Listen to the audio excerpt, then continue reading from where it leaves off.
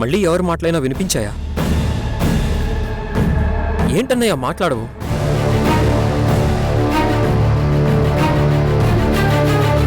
నేను పాలు తీసుకొచ్చాను అన్నా అలా వెళ్ళిపోయావేంట్రా? కొంచెం కూడా స్పృహలో లేనట్టు దెయ్యం పట్టినట్టు వెళ్ళిపోతున్నావు. అసలేమైందో చెప్పరా? నీకు మాకు భయంగా ఉంది.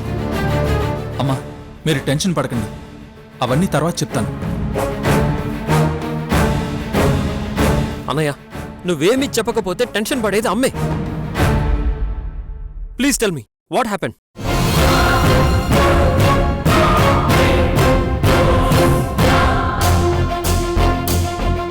అది ఎవరో అదృశ్య వ్యక్తి నాతో మాట్లాడుతున్నారు.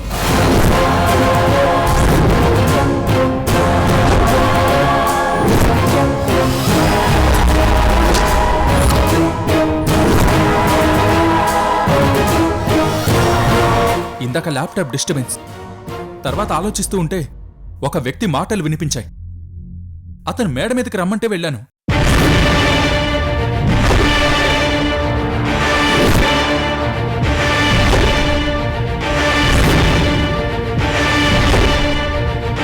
గోడకి నిల్చోమన్నాడు. కిందకి దూకితే కావేరి కనిపిస్తుందన్నాడు.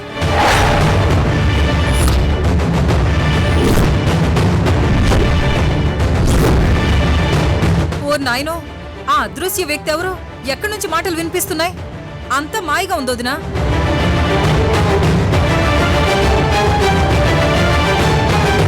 అన్నయ్య, ఇందాక రూమ్లో కూడా అలాగే జరిగింది కదా. అసలు ఆ వాయిస్ ఎవరిదో, ఆ అదృశ్య వ్యక్తి ఎవరో నీకు తెలుసా? తెలియదు నిఖిల్.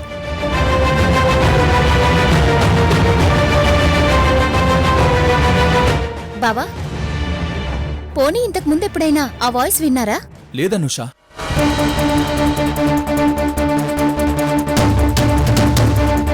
ఆ వాయిస్ ఎలా ఉందన్నయ్య?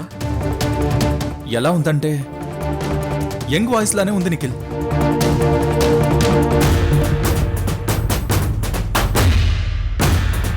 నిఖిల్, అదృశ్య వ్యక్తి మాటలు వింటం ఏంటి, మీరు అడగటం ఏంటి? Non sense.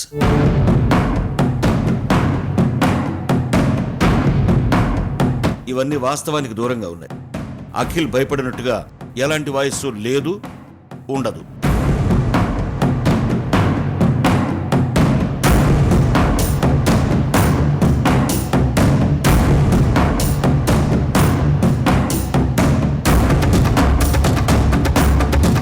అత్తయ్య, కావేరి వల్ల బావగారు బాగా డిస్టర్బ్ అయ్యారు. అందుకే ఇలా పిచ్చి పిచ్చిగా ప్రవర్తిస్తున్నారని నాకు అనిపిస్తోంది.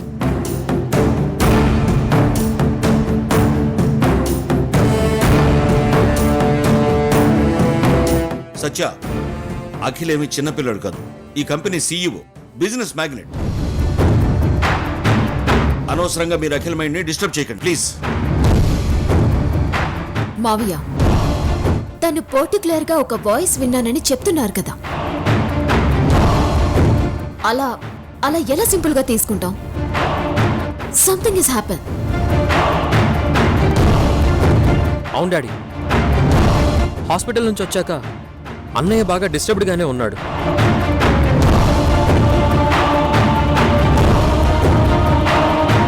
తను చెప్తుంది విని వదిలేకుండా సంథింగ్ ఏదో ఒకటి చేయాలి కదా.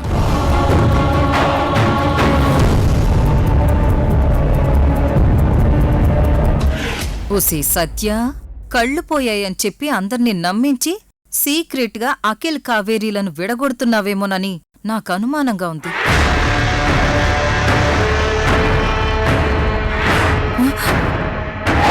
పిన్ని, ఏంటి మనసులో మాట్లాడుకుంటున్నారా?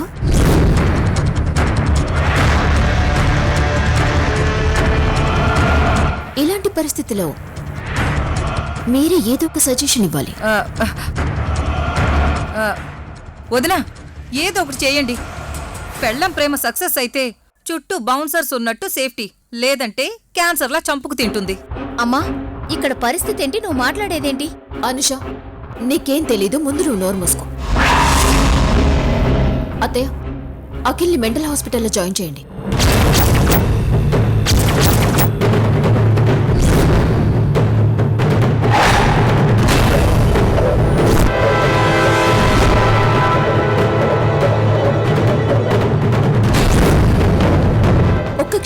ఆలస్యం చేసుంటే అఖిల్ మనకి దక్కేవాడే కాదు.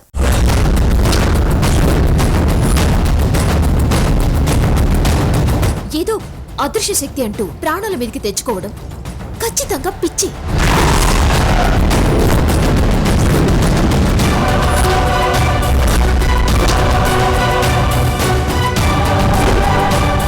ఇంట్లో బావగారికి ఎవరు కాపలా ఉంటారు? మళ్ళీ పైకెక్కి దూకితే?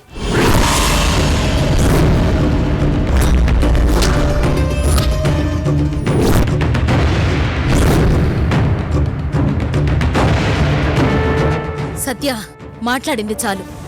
మళ్ళీ నీ నోటి తురుస్తనం మొదలు పెట్టావంటే మర్యాదగా ఉండదు. నీ సలహాలు మాకు అక్కర్లేదు. నోరు మూసుకొనుండు. అత్తయ్య, రేపేదైనా జరగరాంది జరిగితే ఎవరు రెస్పాన్సిబిలిటీ?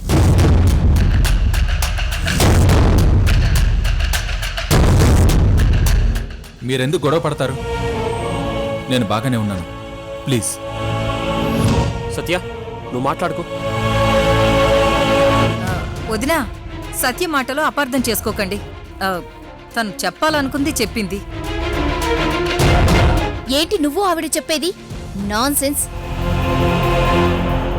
నేను చెప్పాల్సింది చెప్పాను. కామన్ సెన్స్ లేని నీకు అర్థం కాదు. నోరు మూసుకో. సుశీల, రేపు అఖిల్ని డాక్టర్ దగ్గరికి తీసుకెళ్ళు. అలాగేనండి. అన్నయ్య, దెబ్బలేం తగలేదు కదా, డాక్టర్ దగ్గరికి ఎందుకు? సైకియాట్రిస్ట్ దగ్గరికి అమ్మా. ఓ, సైకియాట్రిస్ట్ని కూడా డాక్టర్ అంటారా? నాకు తెలీదు అన్నయ్య.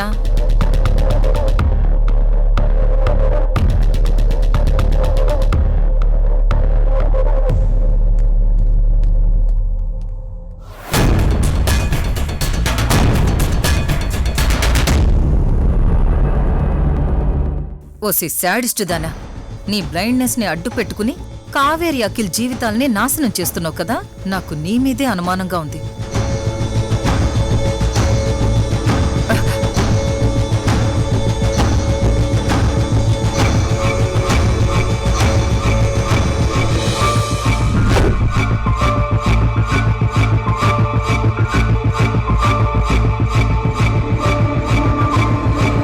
నా మనసులో మాటలు ఈ శాడిస్ట్ దానికి వినిపిస్తున్నాయా ఏంటి?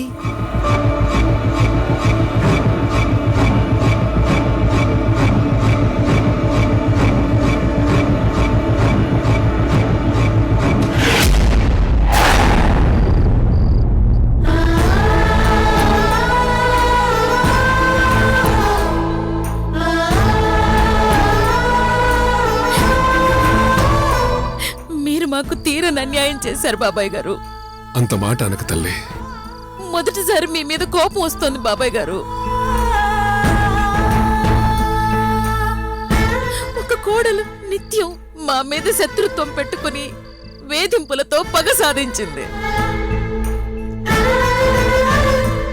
ఇంకో కోడలు మంచిదే కానీ ఆ కోడలి దురదృష్టం వల్ల మాకెప్పుడూ కలిసి రాలేదు. ఒకసారి భర్తకు దూరమై ప్రశాంతత లేకుండా చేసింది. రెండోసారి మా కష్టాలన్నీ తీర్చి తనే ఇంట్లో చిచ్చు పెట్టి వెళ్ళిపోయింది. ఆ చిచ్చుకి నా కొడుకు కాలిపోతున్నాడు బాబాయ్ గారు.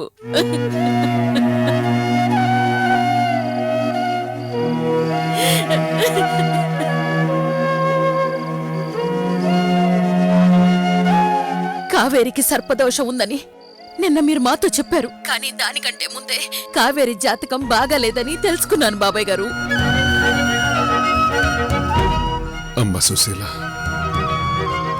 ఆడపిల్లల విషయంలో ఈ జాతకాలను ముడిపెట్టి నీ మనసు కష్టపెట్టుకోవద్దమ్మా. లేదు బాబాయ్ గారు, కావేరి మాకు మా కుటుంబానికి ఎంత మేలు చేసిందో అంతకంటే ఎక్కువ కష్టాలు తెచ్చిపెట్టిందని ఈ రోజు మాకు అనిపిస్తోంది. సుశీల, ఏంటా మాటలు? ఊరుకో.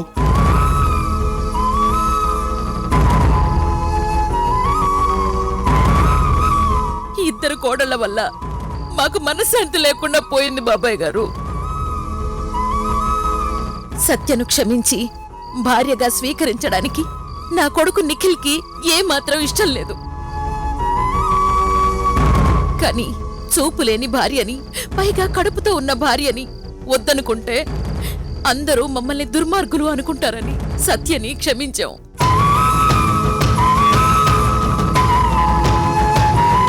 సత్య నాకొద్దమ్మా అంటూ నిఖిల్ మా కాళ్ల మీద పడ్డాడు, బోరున ఏడ్చాడు.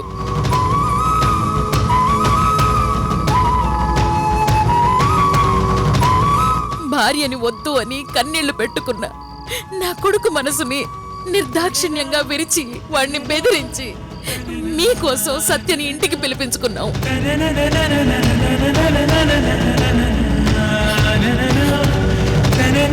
వాడి మనసు ఎంత బాధపడుంటుందో ఒక్కసారి మీరే ఆలోచించండి బాబాయ్ గారు.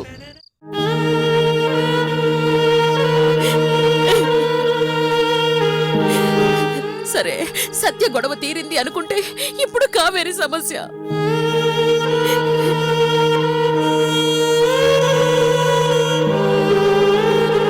నా కొడుక్కి కావేరంటే పంచ ప్రాణాలు. కావేరి మీద వాడికి పిచ్చి ప్రేమ.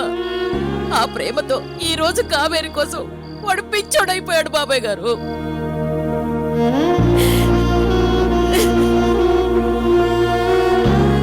అవును బాబాయ్ గారు, ఈ రోజు కావేరి కావేరి కావేరి అంటూ బిల్డింగ్ పైనుంచి కిందకు దూకుపోయాడు.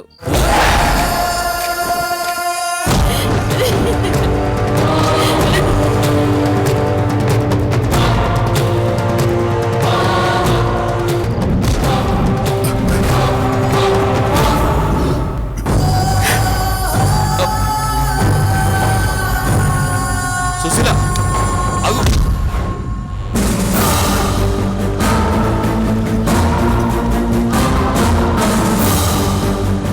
సుశీల, ఇప్పుడు చెప్పండి, మీ ఇద్దరు మనవరాళ్ళని మా ఇంటి కోడలని చేసి నాశనం చేసింది మీరు కదా బాబాయ్ గారు. ఆ కావేరి ఎంత దుర్మార్గం చేసిందో ఒక్కసారి ఆలోచించండి. భవిష్యత్తులో తండ్రిని కాకుండా చేసింది.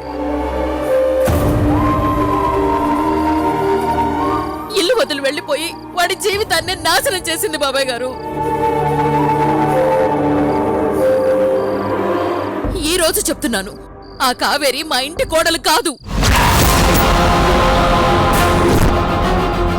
ఒకవేళ తిరిగి వచ్చినా మేము కోడలిగా అంగీకరించాం.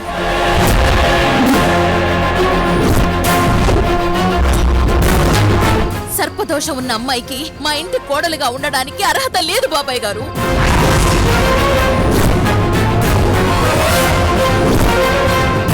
మీరు ఏమైనా అనుకోండి, నా మనసులో ఉన్నది చెప్తున్నారు బాబాయ్ గారు. సుశీల ఆగు.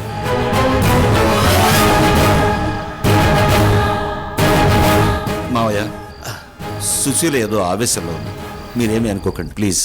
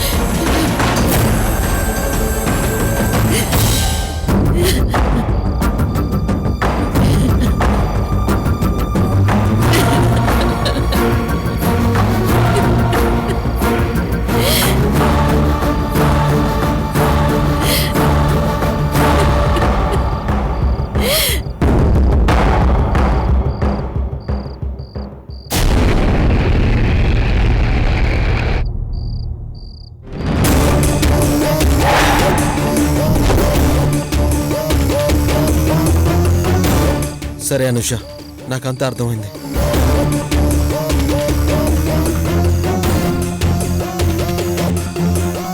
నేను మళ్ళీ కాల్ చేస్తాను, ఓకే? మోహన్, తను నా ఫ్రెండ్ అఖిల. నమస్తే అండి. నమస్తే. ఇంతకుముందు ఆఫీస్ పని మీద వచ్చినప్పుడు మిమ్మల్ని చూశాను, కానీ కామాక్షి పరిచయం చేయలేదు. It's okay. కస్తూర్బా మెంటల్ హాస్పిటల్లో పేషెంట్ ఒకరు ఉన్నారని తెలిసింది. కామాక్షి అన్ని విషయాలు చెప్పింది. పేషెంట్ పేరేమన్నారు? సుజాత. ఓ, ఫోటో చూపించావా కామాక్షి? సారీ చూపించలేదు. 1 మినిట్.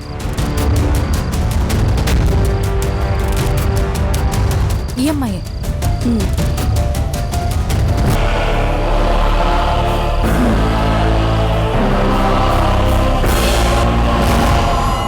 కామాక్షి, ఒకసారి ఆ ఫోటో ఇటు చూపించు.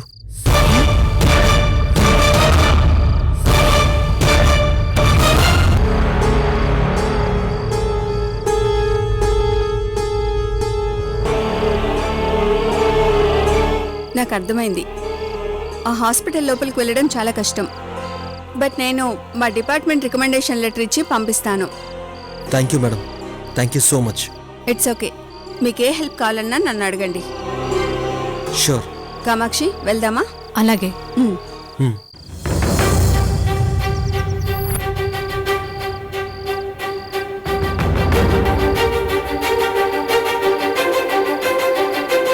రేపు కావేరమ్మ వెనక ఉన్న సీక్రెట్ తెలిసిపోతుంది.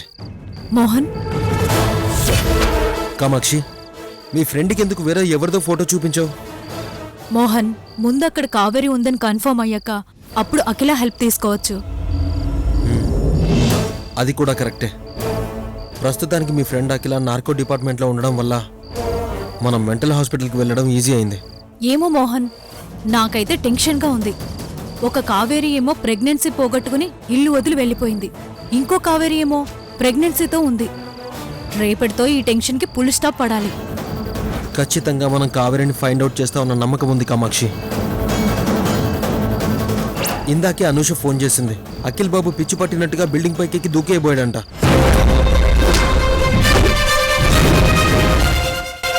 మై గాడ్, అసలు ఏం జరుగుతుందో అర్థం కావట్లేదు కామాక్షి.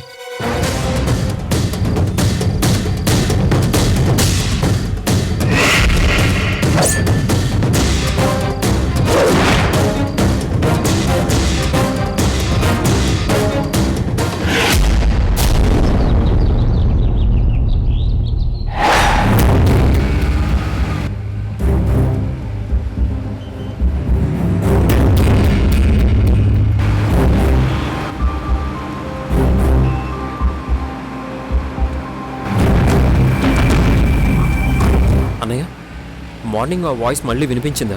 లేదు నిఖిల్.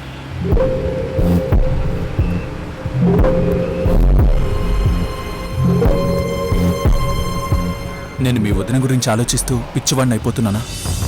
నువ్వు సత్య మాటలు పట్టించుకోకన్నయ్య. ఇలాంటి వాయిస్ నాకు ఇంతకు ముందు ఎప్పుడు వినిపించలేదు నిఖిల్. అన్నయ్య, మనం ఇప్పుడు సైకియాట్రిస్ట్ దగ్గరికి వెళ్తున్నాం కదా, అన్నీ తెలుస్తాయి.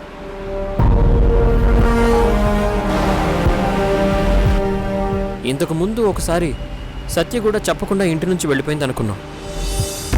కానీ కిడ్నాప్ అయిందని తర్వాత తెలిసింది. అలాగే వదిన విషయంలో కూడా ఎవరైనా... లేదు నిఖిల్, మీ వదిన లెటర్ రాసి వెళ్ళిపోయింది కదా, అందులో అనుమానం ఏముంది?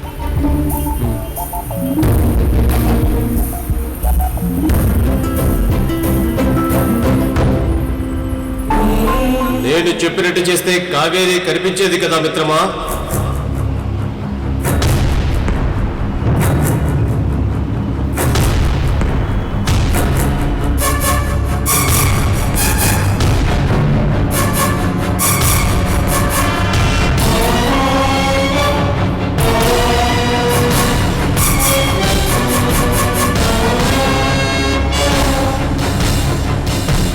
మేడ మీద నుంచి దూకి చచ్చిపోవంటే నువ్వు నా మాట వినలేదు కదా. హేయ్, మళ్ళీ వచ్చావా? ఎందుకు ఇలా టార్చర్ పెడుతున్నావు? ఎవరు నువ్వు? అనే మళ్ళీ ఆ వాయిస్ వినపడుతుందా? అవును, నీకు వినిపించలేదా? నాకేం వినిపించట్లేదు అన్నయ్య. మేడ మీద నుంచి దూకి చచ్చిపోవంటే నువ్వు నా మాట వినలేదు కదా. ఎదురుగా వస్తున్న బండిని గుద్దేమని చెప్పు మీ తమ్ముడికి, దెబ్బకి చచ్చిపోతాం.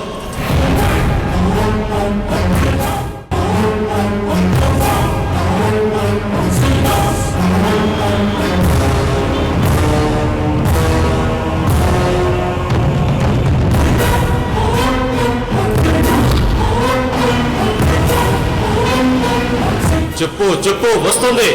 ఈ కొడితే కారు నుజ్జు నుచ్చవ్వాలి. ఏంటి నేను చెప్పినట్టు వినవా? నో, అన్నయ్య నిఖిల్ నిఖిల్ నిఖిల్ కారు వెనక్కి పోనివ్వు, అన్నయ్య ఏమైంది అన్నయ్య? వెనక్కి పోనివ్వు, తిప్పు, అన్నయ్య ఏమైంది అన్నయ్య? తిప్పరా.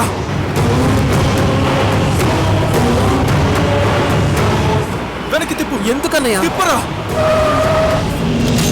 తిప్పరా, వెనక్కి తిప్పు. అన్నయ్య నా మాట వినన్నయ్య. అన్నయ్య తిప్పరా,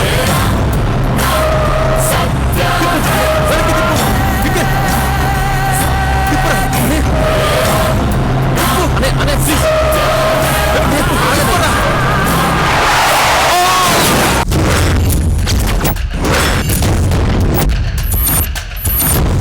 సుజాత అనే పేరుతో పేషెంట్ ఎవరైనా ఉన్నారేమో చూడండి.